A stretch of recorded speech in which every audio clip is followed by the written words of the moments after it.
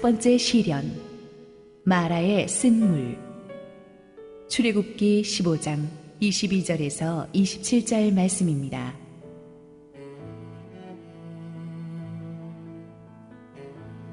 모세가 홍해에서 이스라엘을 인도하매 그들이 나와서 수르 광야로 들어가서 거기서 사흘 길을 걸었으나 물을 얻지 못하고 마라에 이르렀더니 그곳 물이 써서 마시지 못하겠으므로 그 이름을 마라라 하였더라.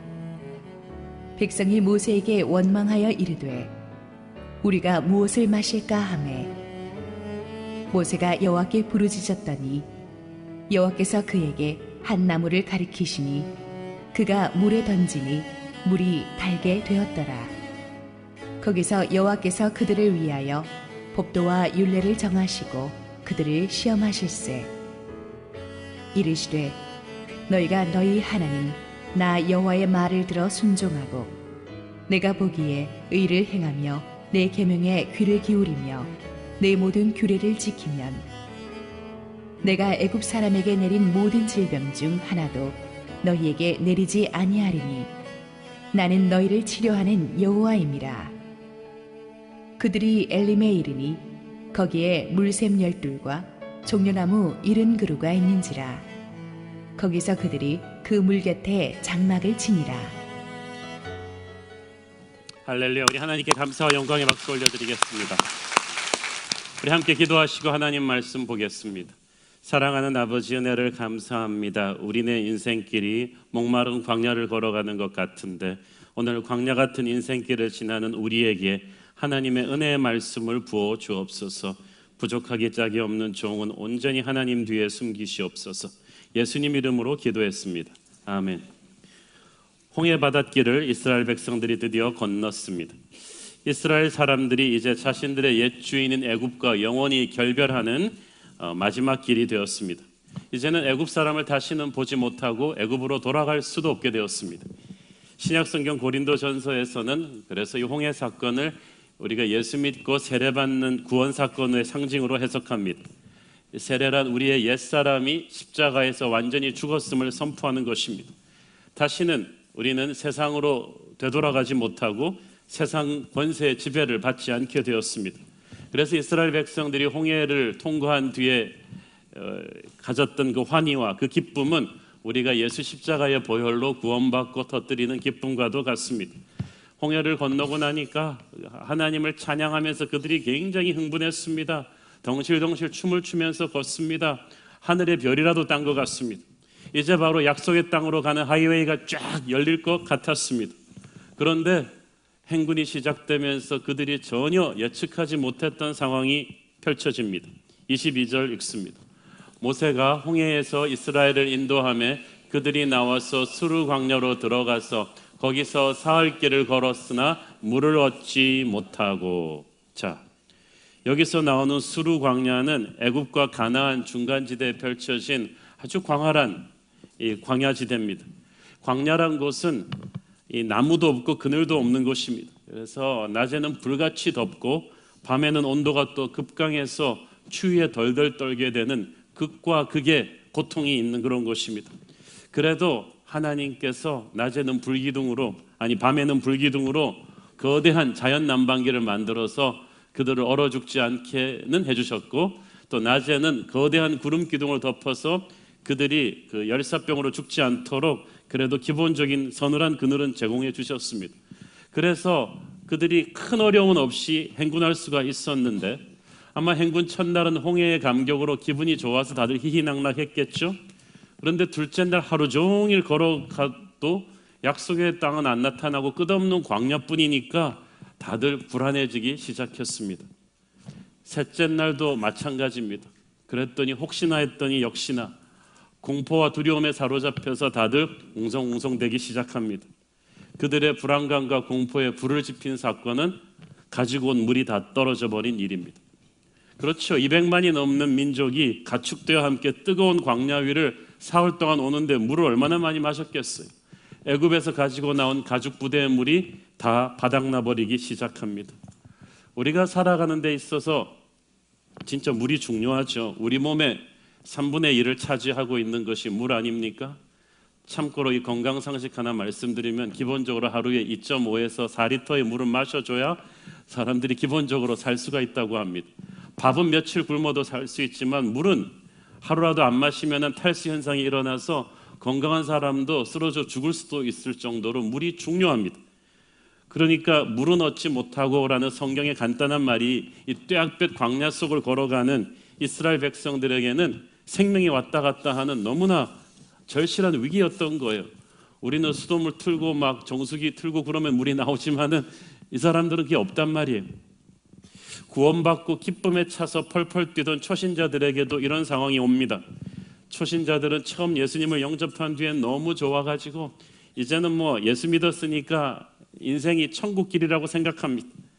그런데 어려움이 닥쳐요. 광야가 펼쳐지는 거예요. 홍해 도하의 그 기쁨이 원망과 불평으로 바뀌기까지 딱 사흘의 광야의 시간이 필요했을 뿐입니다. 그만큼 우리가 고난에 취약합니다.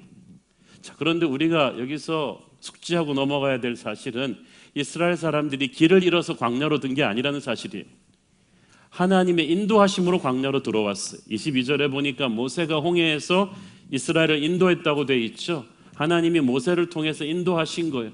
하나님을 따라갔더니 축복으로 간 게 아니라 고생길로 들어서고 말았어요. 하나님이 의도적으로 광야로 이들을 몰아넣으신 것입니다. 이유가 있어요. 누구든지 홍해를 건너면 예수의 보혈로 구원받은 하나님의 자녀가 됩니다. 그러나 하나님의 자녀된 우리들을 하나님은 이제 하나님의 자녀답게 되도록 이제 연단을 시켜야 되는 거예요. 이때까지 죄의 노예가 되어서 애굽의 물이, 세상의 물이 들어있거든요. 우리의 말과 행동과 가치관 속에 애굽의 색깔이, 세상의 색깔이 너무 강렬하게 배어 있어요. 그래서 하나님께서 그걸 털어놔야 되는데 그 교육장이 바로 광야입니다.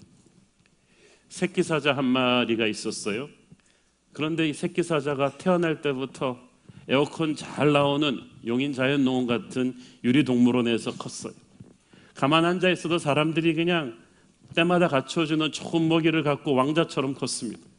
그러다가 이제 어른 사자가 되어가지고 아프리카 초원에 그냥 풀어준 거예요. 어떻게 됐겠어요? 금방 야성을 되찾고 뭐 신바가 돼가지고 그냥 라이언킹이 됐겠습니까? 하이에나들한테도 맨날 얻어터지다가 비실비실하다가 결국은 죽고 말았어. 그 내셔널 지오그래픽 다큐멘터리에 나왔어요. 얘는 마리 사자지 어릴 때부터 강아지처럼 키운 거예요. 그러니까 사자의 모양은 있으나 능력은 없어서 살아남을 수가 없어요. 하나님은 우리를 그렇게 다루지 않으신다는 거예요. 금보다 귀한 믿음의 시련이 있는 광야에서 우리를 교육시킨 다음에야 젖과 꿀이 흐르는 약속의 땅으로 들이시겠다는 것입니다. 그래서 오늘의 본문은 하나님의 광야 교육장 제1관문입니다. 막막한 광야를 한 53km 정도 걸었습니다. 완전히 그냥 기진맥진 탈질이 되는 시점입니다. 사흘 만에 그들의 첫 번째 기착지인 마라에 도착할 수 있었습니다. 군대 갔다 오신 남자분들 다 기억하시죠? 이 훈련 조교는 훈련시킬 때 인간의 한계를 알고 있어요. 그냥 더 이상 더 가면 죽겠다, 그냥 반란을 일으켜야겠다 막 이러고 싶을 때 딱 쉬게 한대요. 그래서 사흘이 딱 되니까 마라에 딱 도착한 거예요. 그래가지고 뜨거운 광야에서 이 오아시스를 발견한 거예요. 그러니까 사람들이 환호성을 지르면서 와 물이다 그러면서 이 마라에 고여있는 물을 향해서 너나 할 것 없이 뛰어갑니다.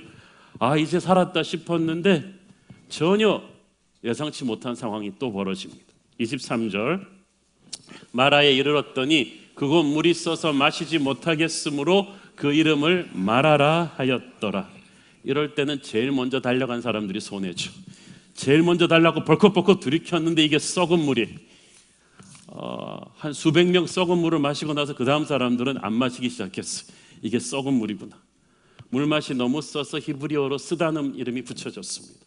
지금도 베두인족들의 말에 의하면 이곳의 물이 인근에서 가장 수질이 나쁘다고 합니다. 자, 인생에서 이런 상황이 정말 화가 납니다. 물이 없을 때도 힘들었는데 천신만고 끝에 물을 찾았는데 이게 마시지 못하는 물이에요. 그림의 떡이란 말이에요. 이건 물이 없는 것보다 더 고통스럽죠. 우리 인생도 그렇습니다. 물이 없을 때는 그냥 물만 찾으면 소원이 없을 것 같았는데 찾은 물이 썩은 물이. 그냥 노총각 노처녀 때는 결혼만 하면 인생이 그냥 행복할 것 같았는데 정말 나쁜 인간이랑 결혼했단 말이죠. 이건 하루하루 사는 게 지옥 같아요. 백수 때는 그냥 취업문만 뚫으면 저 회사만 들어가면 꿈이 열릴 줄 알았는데 이 회사의 무서운 조직 문화가 나를 고통스럽게 합니다.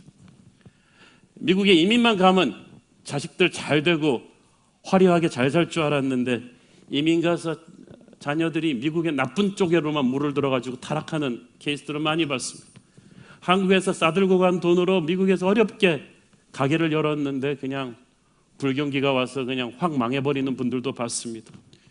꿈을 안고 갔는데 친척들의 환송을 받으면서 아메리칸 주염을 꿈꾸면서 갔는데 그게 썩은 물이에요. 아무것도 모르는 사람들은 물을 찾아서 마시는 것만 보고 너 좋겠다고 합니다. 좋은 대학 애가 들어가서 좋겠다, 미국 이민 가서 좋겠다, 취직해서 좋겠다, 결혼해서 좋겠다 그러는데 모르시는 말씀. 네가 지금 썩은 물을 먹고 있는 내 심정을 아느냐? 물이 써서 못 먹고 있어. 우리는 큰 회사 사장님들 부러워하죠. 물을 찾았구나 저분들은. 그런데 제가 몇 년 전에 국내 최고 경영자 CEO 300명을 대상으로 삼성경제연구소에서 한 연구조사 결과를 읽어본 적이 있습니다. 그 조사에 의하면 사람들이 부러워하는 그 잘나가는 300명 CEO들의 94%가 남몰래 혼자 눈물 흘리며 사무실에서 밤을 지새워본 경험이 많다고 대답했습니다. 94%면 대부분 그렇다는 거예요. 왜 그렇게 혼자 울었던가? 회사를 살리기 위해서 함께 일해온 피부치 같은 직원들을 해고해야만 했을 때, 사업을 하느라고 가족들과 틈이 생겼을 때, 자녀들이 아버지 보고 아버지가 우리를 위해 해준 게 뭐가 있냐는 서러운 소리를 할 때, 회사의 미래를 바꿀 기회가 있는데 유동자금이 부족해서 어쩔 수 없이 접어야 할 때, 그럴 때 그들은 혼자서 눈물의 고독의 시간을 씹어야 했다는 거예요. 우리가 생각하기에 물을 찾은 사람들이 그토록 마라의 쓴물을 마시고 있는 줄 우리는 모릅니다. 그럴 때 우리는 정말 믿음의 눈으로 상황을 바라보아야만 합니다. 근데 이스라엘 백성들은 아직 믿음이 여려서 그대로 시험에 들고 맙니다. 분노가 폭발합니다. 그래서 불꽃이 이상한 데로 튑니다. 24절 보세요. 백성이 모세에게 원망하여 이르되 우리가 무엇을 마실까 하며, 여기서 원망했다는 말은 grumbled against, 적대적인 태도로 불만을 토로했다는 얘기입니다. 우리가 무엇을 마실까? 다시 말하면 이것도 물이냐? 다 당신 때문이다. 모세 당신 때문에 다 우리가 목말라 죽게 생겼으니까 마실 물 구해내라. 여러분, 모세가 얼마나 기가 막혔겠습니까? 불과 며칠 전만 해도 오 구세주 모세요, 홍해 바다를 건널 때만 해도 그냥 모세가 대통령 출마하면 99% 당선입니다. 여러와 같은 군중들의 인기를 얻었던 모세가 3일 만에 물 떨어지니까 다짜고짜로 멱살 잡고 대듭니다. 당신 때문에 이렇게 됐다. 여러분, 그러니까 인기를 믿지 마세요. 민심이 얼마나 변덕스러운 것입니까? 어제 영웅이 하루아침에 역적으로 추락해버렸어요. 모세는 굉장히 억울했을 것입니다. 여러분, 영적 지도자가 된다는 건 억울한 거예요. 부모가 된다는 건 가정의 지도자가 된다는 건데 얼마나 자식들이 억울하게 부모 탓을 많이 합니까? 사장이 된다는 것은 기업의 책임자가 되는 건데 얼마나 직원들이 마음은 몰라주고 막 욕을 많이 합니까? 담임 목사가 된다는 것은, 그런데 예수님께서 그래서 사람들이 그를 추앙할 때도 사람들을 믿지 않으셨어요. 모세가 애지간한 인간 같으면 야, 이 은혜를 모르는 것들아, 네가 물이 쓴 게 내 잘못이냐? 며칠 전까지만 해도 누가 너희들을 홍해에서 인도해냈는데 너희들이 나한테 이럴 수 있어? 라고 그냥 억울하고 분한 마음에 맞받아칠 수도 있었을 것이지만 모세는 역시 하나님의 사람이었어요. 25절 읽습니다. 모세가 여호와께 부르짖었더니 여호와께서 그에게 한 나무를 가르치시니 그가 물에 던지니 물이 달게 되었더라. 거기서 여호와께서 그들을 위하여 법도와 율례를 정하시고 그들을 시험하실세. 마음을 추스린 모세가 무엇을 합니까? 백성이 모세에게 원망할 때 모세는 하나님을 향해서 기도합니다. 여러분, 사람들이 여러분을 알아주지 않을 때, 여러분을 원망하고 불평할 때 변명하거나 설명하거나 화내기 전에 하나님 앞에 부르짖어야 합니다. 그러면 하나님께서 개입하십니다. 억울한 원망을 들을 때 하나님의 임재 앞으로 가서 엎드려 기도하면 하나님이 즉각적으로 개입하십니다. 모세의 기도에 대한 하나님의 응답은 옆에 있던 나무였어. 하나님은 모세로 하여금 그 나무를 물로 던지게 하셨습니다. 사람들이 그 모세의 영적인 권위를 보았어요. 아무 말 없이 하나님 앞에 깊이 기도하고 나서 일어나는 모세가 하나님의 음성을 듣고 나뭇가지를 꺾어 던지는 그 장면이 거룩한 침묵의 순간이었을 거예요. 나뭇가지가 물에 탕 떨어지면서 그 물이 쫙 하고 가라앉는 그 순간에 사람들이 침묵했어. 어느 정도의 침묵의 순간이 흐른 다음에 누군가가 홀린 듯이 먼저 뛰어들어서 다시 물을 맛보았습니다. 그리고 그가 외쳤습니다. 에비앙이다. 엄청나게 좋은 물이다. 벌컥벌컥 들이키기 시작하니까 그냥 한 명, 두 명씩 점프해 들어오더니 모든 백성들이 해갈되기 시작했어요. 그 수많은 사람들이 갈증을 해갈시킨 것으로 봐서 엄청난 양의 물이 거기에서 솟아난 것이 분명합니다. 이들이 처음에 마실 수 없었던 마라의 쓴물은 바로 이 세상이 우리에게 주는 것들입니다. 멀리서 보니까 그럴듯한 물 같아서 달려와 마셨지만 마시고 보니 너무 써서 마실 수가 없어요. 내게 독이 되는 거예요. 세상은 우리에게 돈을 마시라고 합니다. 명예를 마시라고 합니다. 권력을 마시라고 합니다. 학벌을 마시라고 합니다. 인기를 마시라고 합니다. 그것을 마시면 행복할 것이다. 그래서 미친 듯이 달려가서 벌컥벌컥 마셨는데 마시고 나서 오히려 공허해졌어요. 불행해졌어요. 독이 되었어요. 서로 비교하게 되었어요. 그런데 하나님의 나무가 던져지니까 그 쓴물이 달게 되어서 우리를 살려요. 이 나무가 바로 예수님의 십자가입니다. 이 나무가 바로 십자가의 은혜입니다. 복음입니다. 이 복음의 능력이 십자가가 항상 우리 옆에 있었는데 우리가 그걸 못 느낀 거예요. 인생이 너무 바쁘니까 너무 힘드니까 그걸 몰랐는데 십자가의 은혜가 나를 살리는 능력으로 내게 던져진 것입니다. 저는 이 나무가 또한 예수 십자가 복음을 전하는 살아있는 교회가 아닐까 합니다. 인간적인 방법으로 세상의 목마름을 해결하려 하다가 계속 쓰러지는 우리들에게 십자가의 복음을 선포해 주는 교회, 우리 옆에 있었던 십자가의 은혜를 다시 발견하게 해주는 그런 교회, 그런 예배, 하나님께서는 그런 교회를 통해서 우리로 하여금 살아나게 하십니다. 십자가를 통해 살아나게 하시고 우리의 쓰디쓴 인생을 은혜로 바꾸어 주십니다. 저는 새로운 교회가 우리 모두에게 그런 교회인 줄로 믿습니다. 이 나무는 또한 우리 인생에 보내주신 하나님의 사람들입니다. 그들을 통해서 우리에게 십자가의 은혜가 흘러들게 해준 하나님의 사람입니다. 그 하나님의 사람들은 좋은 목회자일 수도 있고 CES 멘토일 수도 있고 여러분의 순장일 수도 있습니다. 그들이 여러분의 인생이 힘들고 어려울 때 인간적인 방법이 아닌 하나님을 바라보게 해주었습니다. 십자가를 붙잡게 인도해 주었습니다. 그들의 기도로 나는 십자가의 은혜를 맛보고 쓴물이 단물되는 경험을 할 수가 있었어요. 너무나 놀랍지 않습니까? 200만 백성들의 이 물 문제를 해결하는 축복의 도구가 바로 이 한 그루 작은 나무였습니다. 수많은 사람들의 복잡한 문제를 해결하는 유일한 해답은 바로 예수 그리스도의 십자가입니다. 그 보혈의 능력입니다. 결정적인 타이밍에 하나님께서 그 나무를 이용하셔서 그 사람들을 살리셨어요. 이 나무는 수백 년 전부터 거기에 있었는지도 모릅니다. 그러나 하나님이 그것을 알려주시기 전에는 백성들은 그 나무를 통해 그들이 살아날 수 있다는 것을 몰랐어요. 이 나무를 어떻게 발견했어요? 모세가 기도해서 하나님이 보여주신 거예요. 너는 내게 부르짖으라 내가 네게 응답하겠고 네가 알지 못하는 크고 비밀한 일을 내게 보여줄 것이다. 목마를 때 사람들끼리 싸우지 말고 하나님께 부르짖어 기도하십시오. 하나님께서 십자가를 보여주실 것입니다. 하나님의 돌파구를 보여주실 것입니다. 능력을 보여주실 것입니다. 하나님이 교회를 보여주시고 십자가를 보여주시고 은혜의 브레이크드루를 보여주십니다. 하나님의 신의 한 수가 그때 보여지는 거예요. 그 은혜를 붙잡을 때 마라의 쓴물은 단물이 될 것입니다. 자, 더 흥미로운 것은 25절의 하반부 내용입니다. 물이 달게 되었다는 말이 있고 나서 바로 뭐라고 쓰여 있어요? 여호와께서 그들을 위하여 법도와 율례를 정하시고 그들을 시험하실세. 그들을 시험하셨다. 아까도 우리가 언급했듯이 하나님께서 의도적으로 홍해를 건넌 이스라엘 백성들을 광야로 들였다고 했죠.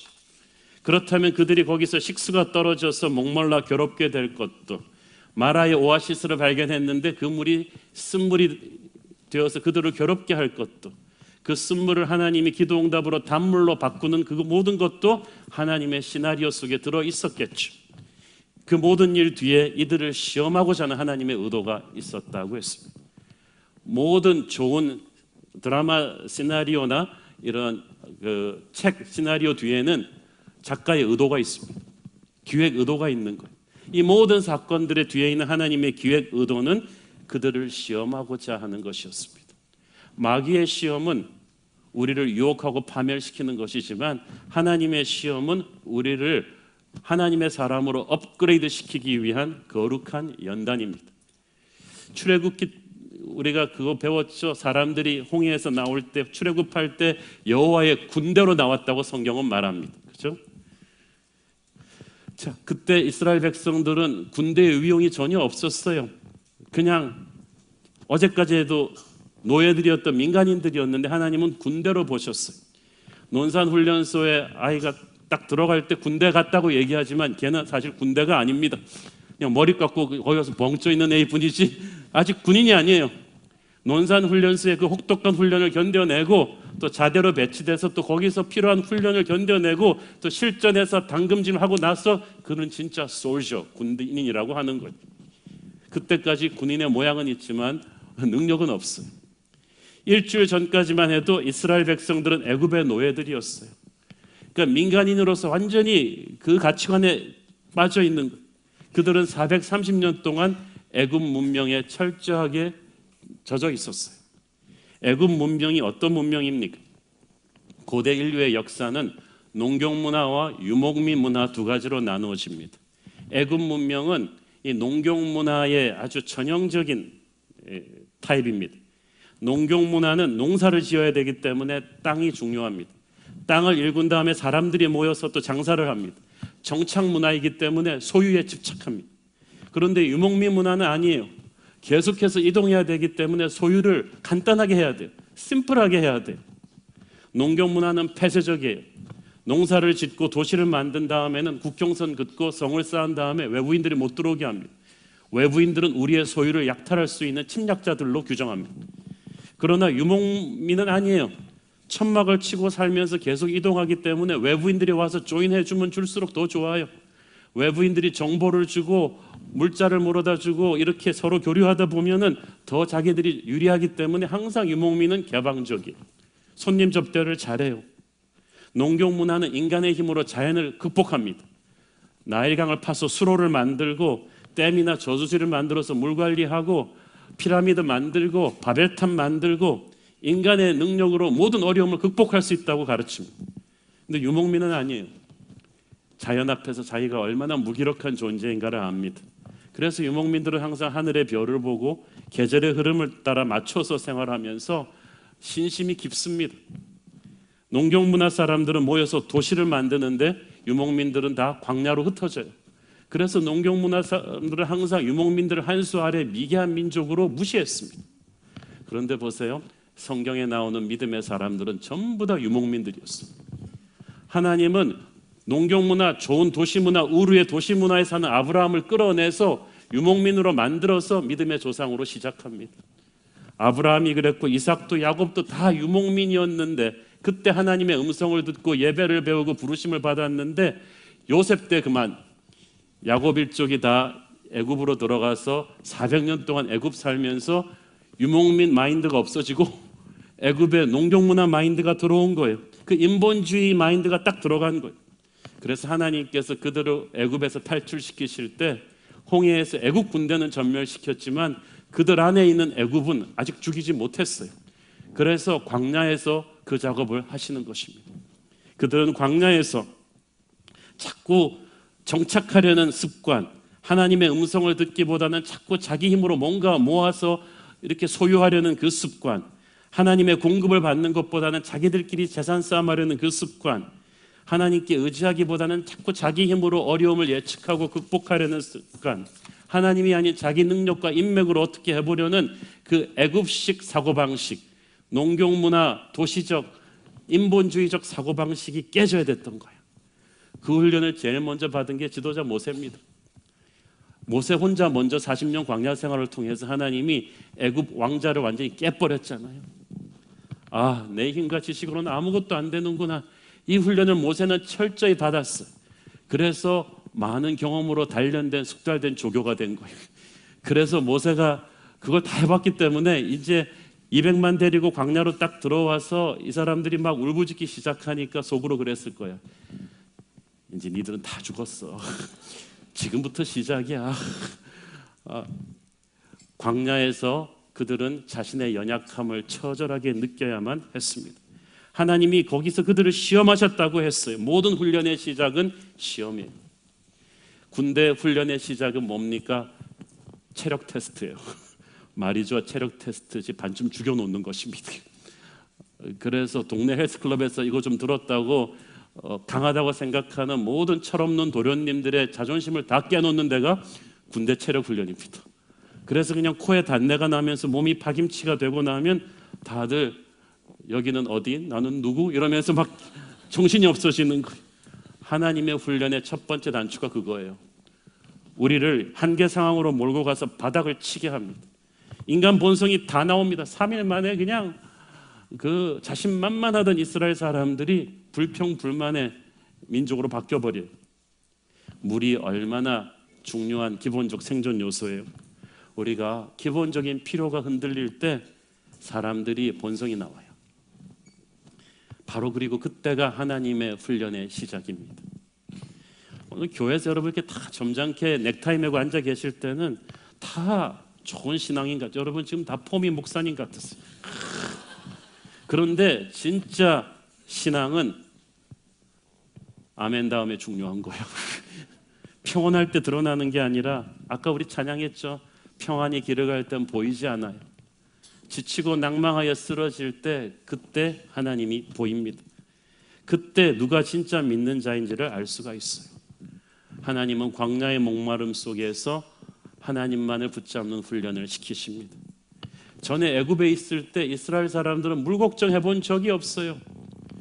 가만히 있으면 나일강의 풍성한 물을 수로를 통해서 다 공급해 줬어요. 정말 그들이 당연시 여겨왔던 것들이었어요. 그런데 평생 처음으로 물 걱정을 해보는 거예요. 광야에서 하나님이 잠시라도 물 주시지 않으면 금방 죽거든요. 여러분 인생에서 당연시 여겨왔던 것들이 떨어져 버릴 때 그때부터 철들기 시작합니다. 물이 떨어집니다. 여러분 인생에서 돈이 떨어질 때, 인맥이 끊어질 때 그때부터 충격이 옵니다. 흔들리기 시작합니다. 그런데 그것이 하나님께로 가까이 가는 은혜의 징검다리예요. 뭔가 떨어질 때, 부족해질 때 그때부터 우리의 믿음이 달라지고 기도가 달라지죠. 그때부터 하나님이 정말 살아있는 하나님으로 내게 체험되기 시작합니다. 한 가지 흥미로운 사실은 하나님께서 그들을 시험하시면서 그들을 위하여 법도와 율례를 만들어 주셨다는 사실입니다. 법도와 율례는 한마디로 말해서 하나님의 법이죠. 우리는 법하면 싫어해요. 딱딱하다, 재미없다. 법조인들, 실례합니다. 법조인들 계시면 법조인들 그러면 딱딱하고 근엄한 사람들, 재미없는 사람들 이렇게 생각하는데 법은 우리를 속박하기 위한 것이 아닙니다. 하나님이 그들이 애굽에 있을 때는 하나님의 법을 언급하지 않으시다가 출애굽하고 나서야, 광야로 들어오고 나서야 하나님의 법을 주셨어요. 그들은 애굽의 속박에서 벗어나면 자기들 마음대로 살 수 있을 줄 알았는데 하나님이 갑자기 그게 아니다. 너희들 이제 하나님의 법대로 살아야 된다는 거예요. 그런데 이 법이 그들을 속박하기 위한 것이라고 생각해서는 안 되었어요. 비행기가 자유롭게 하늘을 날지만 그것은 조종사들이 조종법대로 비행기를 몰기 때문입니다. 모든 조종사들이 철없는 어린애들처럼 꺄 그러면서 그냥 장난감 자동차 몰듯이 몰면 어떻게 되겠어요? 모든 비행기가 다 추락할 것입니다. 하나님의 법도 그래요. 광야 같은 세상에서 하나님의 백성들이 살아남기 위해서 반드시 숙지해야 되는 조종법이에요. 생존법이에요. 그것을 가슴에 새겨야 살아요. 하나님의 법은 나침판 같은 거예요. 여러분, 인생이 등산하는 거라고 생각하지만 실은 사막 같은 광야를 건너는 것입니다. 산을 오를 때는 정상이 보여요. 그렇지만 광야는 앞이 보이질 않아요. 광야에서는 지도가 필요 없어요. 왜냐하면 지도에 나와 있는 산, 언덕, 골짜기가 그 다음 날은 다 바뀌는 것이 광야입니다. 사막이 그렇잖아요. 어제까지 쌓여있던 산이 모래폭풍 한 번 불면 그 다음엔 골짜기가 돼 있어요. 이게 뭐지? 지도에 나오지 않은, 학교에서 배우지 않은, 교과서가 가르쳐주지 않은 상황이 터지는 것이 바로 인생이고 광야 아니겠습니까? 광야에서 제일 위험한 건 감으로 방향 잡고 가는 거예요. 저희가 북쪽 같아. 그게 아니라는 거야. 광야에선 지도보다 나침판이 필요해요. 철저하게 나침판을 믿고 가야 되는데 하나님의 백성들이 광야에서 반드시 가지고 다녀야 되는 나침판이 바로 하나님의 법이에요. 하나님의 말씀이에요. 이제부터는 이거 붙잡고 가야 돼. 하나님은 법을 주시면서 동시에 순종을 명령하셨습니다. 26절 봅니다. 이르시되 너희가 너희 하나님 나 여호와의 말을 들어 순종하고 내가 보기에 의를 행하여 내 계명에 귀를 기울이며 내 모든 규례를 지키면 내가 애굽 사람에게 내린 모든 질병 중 하나도 너희에게 내리지 아니하리니 나는 너희를 치료하는 여호와임이라. 여기서 내 말을 들어 순종하고 해서 말은 비석에 새겨져 있는 죽은 말이 아니고 지금 앞으로 계속해서 주어지고 있는 살아있는 자의 말이에요.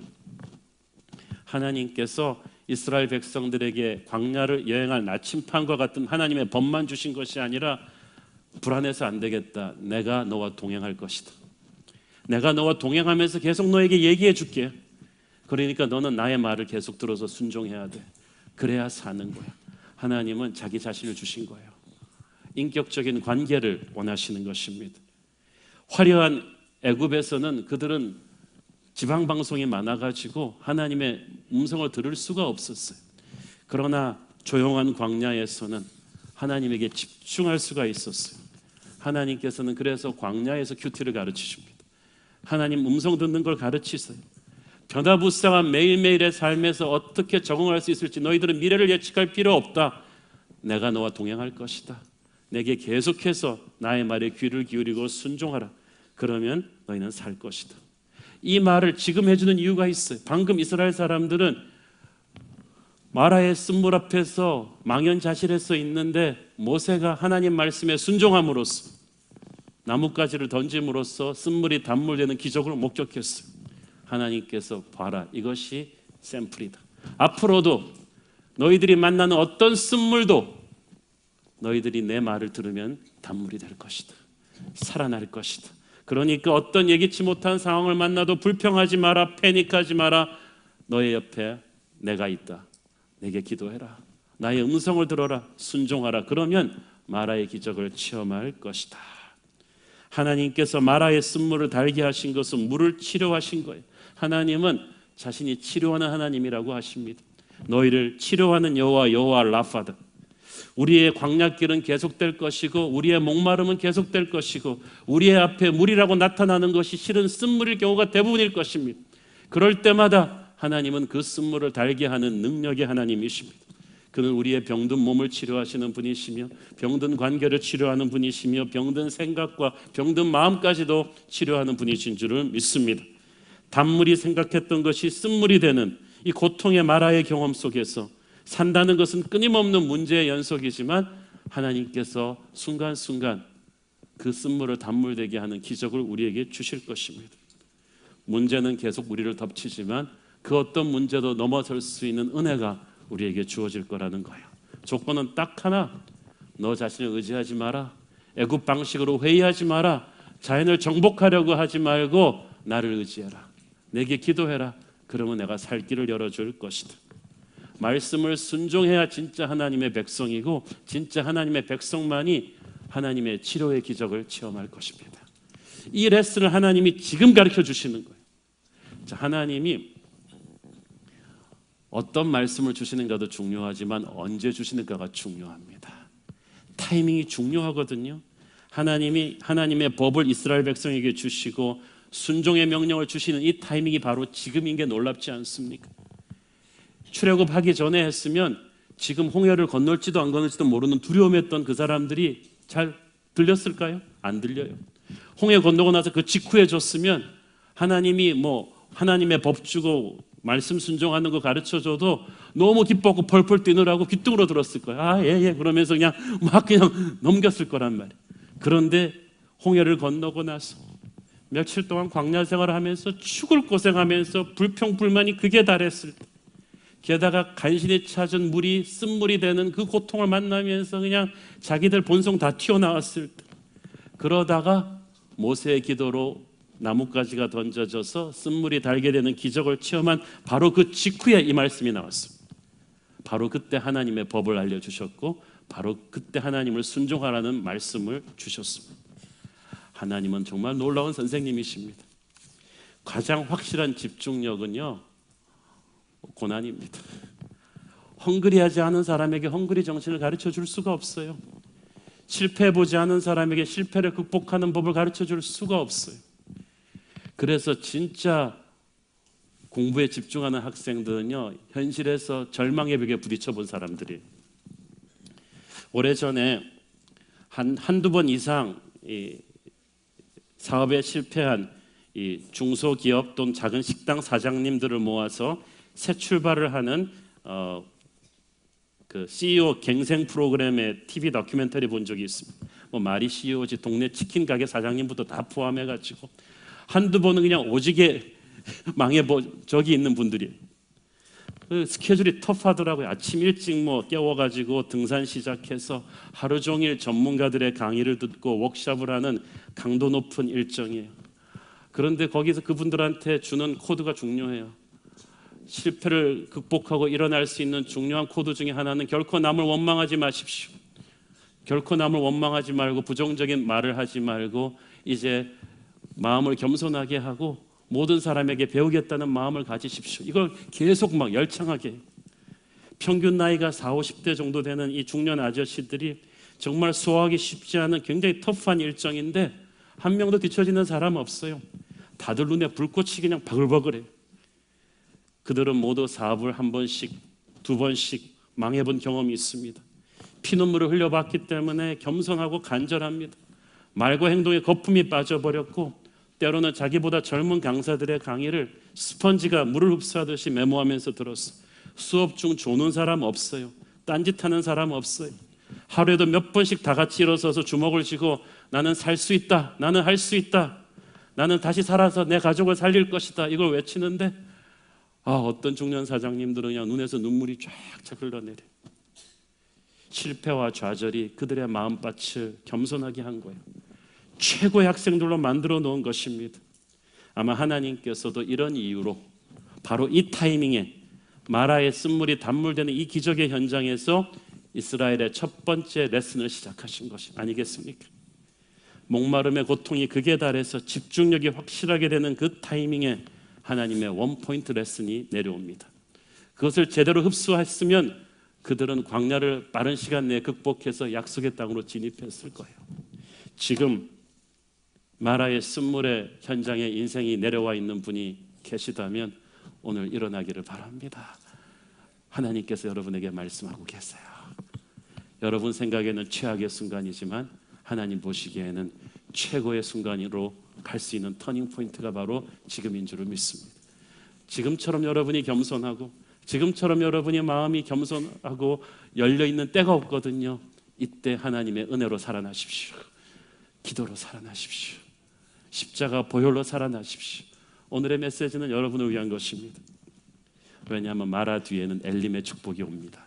27절 읽습니다.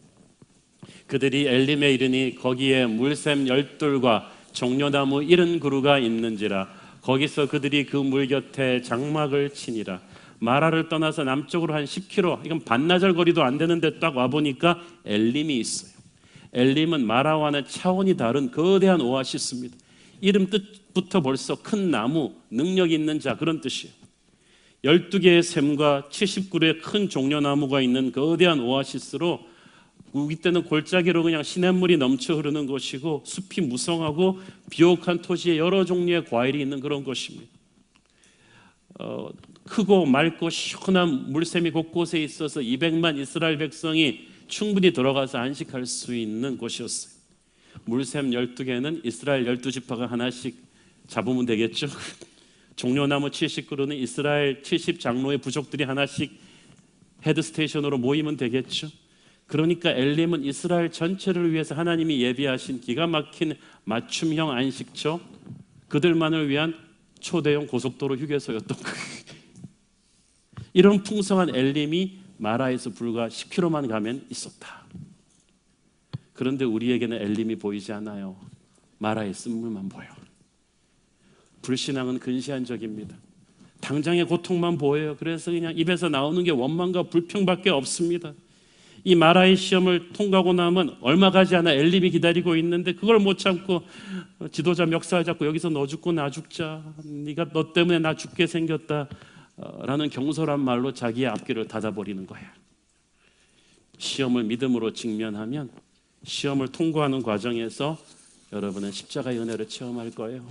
그 십자가의 능력으로 쓴물이 달게 되는 체험을 할 축복이 있고, 그 뒤에 조금만 더 가면 엘림의 풍성한 안식이 기다리고 있습니다.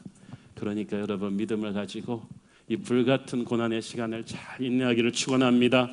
시험 가운데서 십자가의 주님을 더 간절히 붙잡으시고 더 사랑으로 서로 격려하면서 기도로 조금만 더 버티어 보십시오. 반드시 마라의 쓴물이 단물되는 기적을 체험할 것이고, 반드시 조금만 더 가면 엘림의 안식이 기다릴 줄로 믿습니다. 기도하겠습니다. 사랑의 아버지, 은혜를 감사합니다. 하나님, 우리가 불같은 광야를 지날지라도 우리의 목마른 가운데 생명수 되시는 주님의 은혜가 있는 줄을 믿습니다. 우리 주님, 우리에게 소망을 주옵소서. 예수님 이름으로 기도했습니다. 아멘.